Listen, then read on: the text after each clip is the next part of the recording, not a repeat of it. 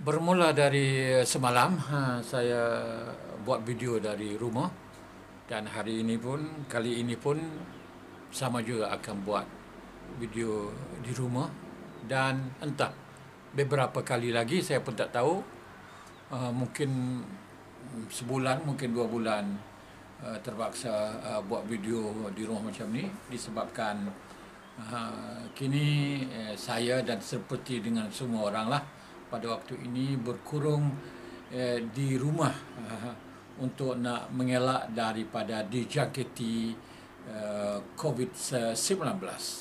Dan hari ini saya dapat berita, ada satu berita ganjil, seperti dengan berita, banyaklah berita ganjil sekarang, berita pelik, berita yang kita ragu dan kita tak boleh nak percaya sebab tidak tahu dari mana, tapi sekarang sudah menjadi viral.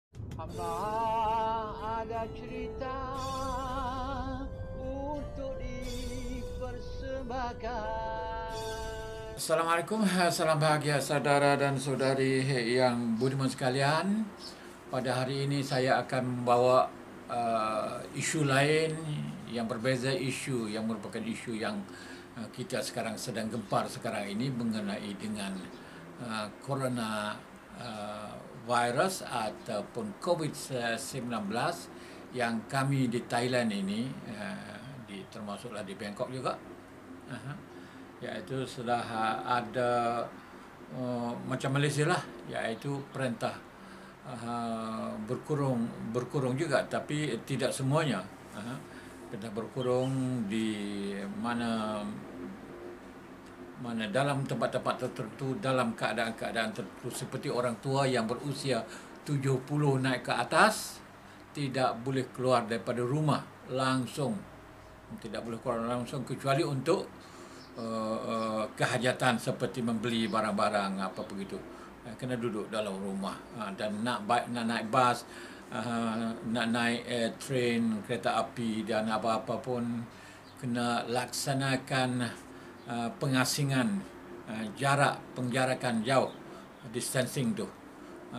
Kena adalah mana kalau kursi, dua kursi itu kena dua kursi itu kena satu kursi saja boleh duduk, kena jarakkan dalam kereta api dan macam-macam yang dilakukan. Dan setengah-setengah wilayah termasuk Jala dan juga Senggora sekarang ini sudah ditutup. Tidak dibenarkan orang pergi ke mana-mana kecuali memang perlu, memang kena ambillah surat izin macam Malaysia jugalah. Dalam keadaan gempar begini, dalam keadaan ketakutan begini, menyebabkan ada berita-berita yang pelik, yang ganjil, iaitu berita itu mengatakan bahawa ada seorang bayi lahir pukul 4 pagi tadi, dan bayi itu sudah boleh bercakap dan memberitahu kepada ibunya bahawa ubat untuk nak mencegah atau untuk nak menghapus virus COVID-19 ini adalah telur. Kena rebus telur sebelum matahari naik, dan makan telur itu. Dan telur itu pula kena rebus sebanyak 7 biji telur. Ini berita ini, ada kawan yang bagi tahu, katanya mulanya keluar daripada daerah Kuala Kawil yang nama bahasa Siamnya Si Sakon. Kuala Kawil ni dulunya adalah sebahagian daripada Jabat lah, sebahagian daripada Resak. Sekarang ini Resak sudah pecah jadi dua, jadi Kuala Kawil ataupun Si Sakon sebagai daerah berasingan sekarang ini. Katanya keluar berita daripada situ. Tapi masalahnya bukan satu yang didakwa, mana bayi itu lahir itu bukan satu tempat. Di tempat lain, di Patani pun ada juga. di wilayah petani pun ada tempat-tempat, bukan satu tempat lah, banyak. Malah kata itu dalam internet tu yang dibuat kata di Johor pun ada juga, di Indonesia pun ada juga. Ini ya jadi sekarang jadi berita macam tu dah tersebar luas. Mungkin yang katanya berasal daripada Kuala Kawil itu mungkin juga dapat idea daripada tempat lain. Kerana sekarang ini zaman internet, zaman langit terbuka, boleh tersebar apa saja berita tanpa kita nak boleh tabayun, nak mengkaji betul-betul apakah betul ke berita ini. Mana ini yang kita menjadi mangsa. Saya sebagai wartawan, sebagai penulis pun duk kerja dalam kewartawanan berpuluh-puluh tahun pun boleh jadi mangsa dengan perkara itu. Dengan itu kita harus tabayun, harus mengkaji, harus menjeliti dulu. Tapi susah. Dengan itu kita berhati-hatilah. Kita berhati-hati apabila kita berjumpa dengan berita macam tu. Kalaulah dia tidak logik, tidak ada neraca ataupun alat lain yang kita boleh mengukur perkara itu kecuali guna akal, guna logik. Mungkinkah telur itu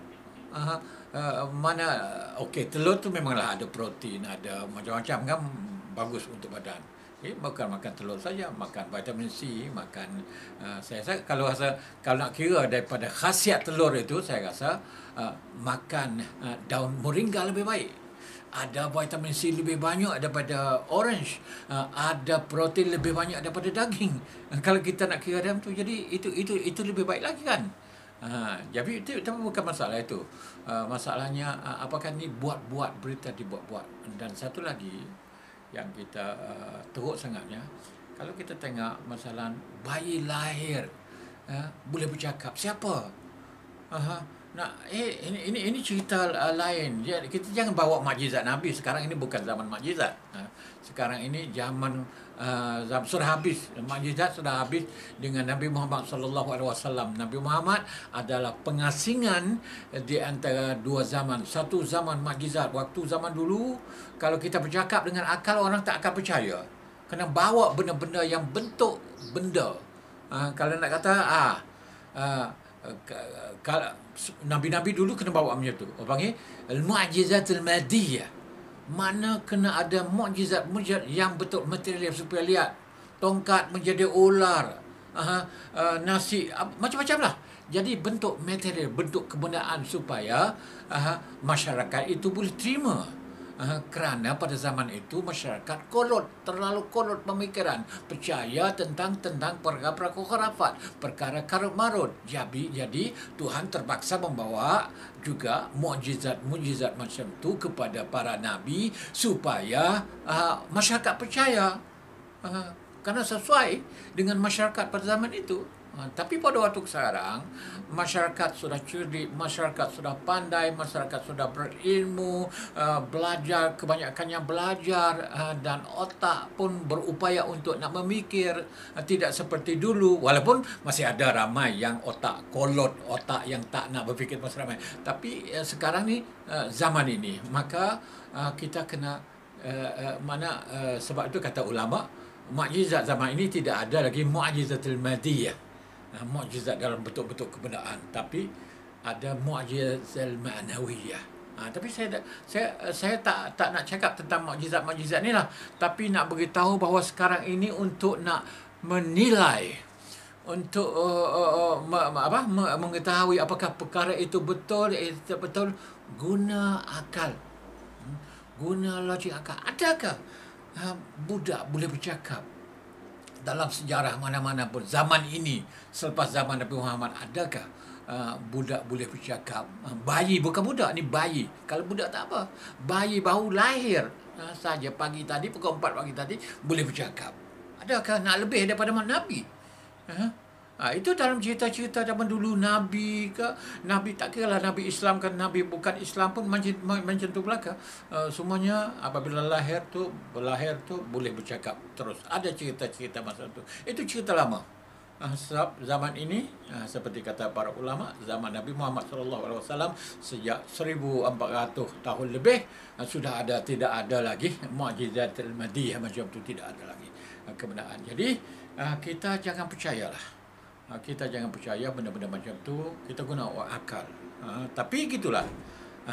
Benda-benda ni apa benda saja kalau kita percaya, dia boleh menjadi apa tu? Mengkukuhkan, menyebabkan kita itu kuat, ada menciptakan imun, pertahanan dalam diri kita. Soal betul tak betul tu soal lain. Kalau orang Hindu misalnya, berita baru ni keluarkan makan puak-puak Hindu yang fanatik dengan agama Hindu mereka, menyuruh masyarakat orang Hindu minum air kencing lembu. Katanya berhasil. Itu. Tapi janganlah kita dok. Orang Hindu dia percaya macam tu, biarlah dia. Tapi ini bukan kita tak boleh macam itu. Itu sudah nak jadi bukan saja syirik, tapi juga adalah memudaratkan. Kita kena tanya doktor dulu, pakar-pakar perubatan tu, pakar-pakar kesihatan dulu. Jangan duduk percaya dengan macam ni. Nak minum air kencing unta ke anci kaldai ke macam apa ni, benda tu dah kotor. Dan memang adalah trend minum air kencing sendiri katanya perubatan. Tapi mana kita guna akal. Guna akal. Nak guna sains, nak guna ilmu kesihatan pun boleh, tapi gunakan akal. Apakah logik pakai itu? Ini saya.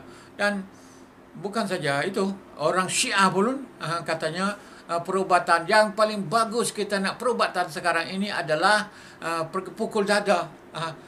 Pukul dada orang gini membuat amalan Syiah. Itu sama juga amalan Hindu dan agama orang Buddha di setengah-setengah tempat. Orang Cina pun ada buat gitu, cocok menyelesaikan badan, ambil benda-benda tajam, cocokkan mana otot, cocokkan lengan, cocokkan tangan, macam-macam cocokkan di sini. Tapi dia suruh fatwa keluar daripada setengah orang Syiah di Iran, suruh pukul dada, meratap. Sebenarnya mereka pukul dada adalah meratap dengan kematian Husain. Itu, tapi katanya ini adalah merupakan satu cara untuk nak berubat daripada itu. Ya, itu mana kita gunakan akal lah. Ini semuanya jangan duk percayalah. Lebih baik apa yang kita kena laku sekarang ini, makan makanan yang bagus, yang ada segalanya, vitamin, protein dan segala-galanya lengkap. Jangan duk makan nasi saja. Dan waktu ada berut di rumah seperti yang saya cerita pada 2 hari lalu, iaitu berolahraga, bereksersis, dan satu lagi kena positive thinking, kena baik-baik, kita fikir baik-baik. Dan satu lagi yang lebih penting, iaitu menjaga kebersihan keluar rumah, bersihkan semua. Kalau di luar pun sudah ada tempat untuk nak bersih tangan, ada alkohol, ada gel, macam-macam. Pergi mana-mana tempat kita boleh sapu dan ambil gel itu, sapu di tangan. Dan saya waktu keluar ada urusan, saya kena buat macam itulah.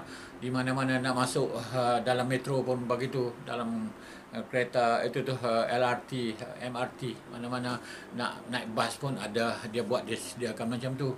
Itu kita kena buat, sentiasa buat. Balik ke rumah, kita mandi terus, mandi. Pakaian itu terus kita basuh. Pakaian, semua pakaian yang kita itu tu semua kita basuh. Dan barang-barang yang kita bawa bersama pun kita jemur panas. Kalau boleh basuh, kita basuh. Kalau barang-barang seperti kita beli sayur dan apa semua itu basuh dulu dan kita masukkan dalam peti sejuk. Itu kita kena buat. Yang itu kita kena buat. Dan satu lagi, social distancing ataupun penjarakan sosial, iaitu mengasingkan diri, menjarakkan diri daripada waktu berada dengan siapa saja. Jangan cakap dekat selain daripada tutup. Kita kena tutup dah, kena guna topeng itu kan, topeng kesihatan tu atau mask tu kena guna. Tapi pada yang tu sama, kita juga kena asingkan diri kita, kena jarakkan diri kita 1 meter dan 2 meter. Dengan bini, dengan anak bini pun begitu juga. Jauh-jauh, duduk jauh-jauh.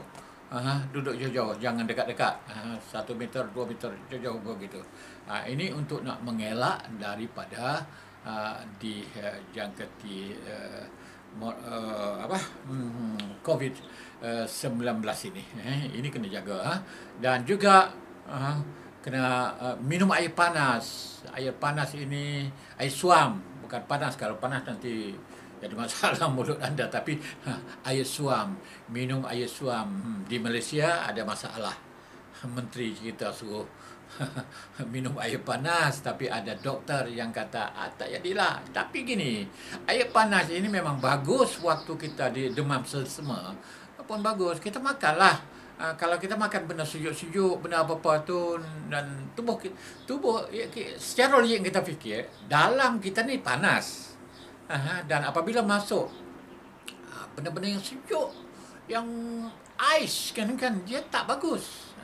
Dia akan berlaku reaksi yang tidak baik dalam badan kita. Badan kita panas, di dalam ni memang kita panas ada. Jadi kita makan ais sejuk atau benda seperti ais krim dan macam-macam itu bukanlah baik. Bukan saja rosak gigi, tapi rosak di dalam juga akan menyebabkan kehadaman kita mana tidak berjalan dengan betul. Tapi kalau kita makan ais suam, sesuai dengan di dalam itu, selain daripada dalam keadaan sekarang kita pada membunuh kuman, air panas membunuh kuman, dan juga dia sesuai dengan yang ada yang ni di dalam tubuh badan kita itu. Jadi ini kita guna logik. Sekarang kena guna logik, saudara dan saudari semua. Jangan duk buka percaya cerita karut-marut. Gunakan logik. Logik adalah anda boleh menghapus. Kalau guna logik, guna akal, anda boleh menghapuskan karut-marut dalam masyarakat. Karut-marut di dalam kalangan orang-orang tertentu yang faham agama secara tidak betul. Karut-marut tentang orang yang tak erti apa pun. Dia kata ini tak usah buat apalah, jangan pakai topeng, jangan pakai apa, janganlah pergilah seperti biasa. Jangan dengar mufti dan menteri agama ataupun kami di sini Syekh Islam Culara Temuntri, jangan dengar. Dia kata jangan pergi sembahyang berjemaah dan jangan pergi sembahyang Jumaat di masjid. Jamaah pun tidak, Jumaat pun tidak. Kata itu bertentangan dengan arah Tuhan, suruh kita sembahyang, Tuhan tak suruh tutup masjid. Itu ada juga orang kita yang emosi, yang tak pandai nak berfikir. Dia sangka bahawa Islam itu mana kena buat dalam keadaan, kena tawakal Allah. Kita kena percaya kepada Allah, doa saja, dan kita pergi tawakal kepada Tuhan. Pergilah sembahyang, jangan takut dan tak akan terkena mudarat. Dia tak tahu bahawa kalau dia buka dalam Al-Quran, nanti saya akan buat khusus dalam Quran tu ad-du'a wal akhdh bil asbab. Doa itu kena ada langkah-langkah perbuatannya, bukan doa saja, kena ada perbuatannya. Sebab kalau kita buka dalam ayat Quran, ya memang ayat Quran dia suruh kita berdoa gitu, tapi dia ada sebab-sebab dia. Segala perkara di dalam Quran dia sebut. Hujan turun menyebabkan tumbuhan-tumbuhan berlaku. Kalau kita buat begini, dia akan menjadi begini. Jadi ada sebab semuanya. Doa pun doa saja gini tak jadi, kena ada, kena buat. Jadi kita dalam kes ini kena ada pencegahan, kena makan makanan yang baik, kena berolahraga, kena social distancing, kena minum air suam dan kena pakai topeng, mask dan lain-lain. Ini adalah asbab. Doa kena ada dengan asbab. Ini nanti saya akan ceritakan, buat satu video tentang perkara ini, tentang doa wal akhdh bil asbab. Okey, saya rasa setakat ini sajalah saya buat tentang bayi boleh bercakap yang menyarankan kita supaya makan telur 7 biji. Rebus telur itu sebelum matahari naik dan kita makan. Sekian, terima kasih kerana menonton. Wassalam.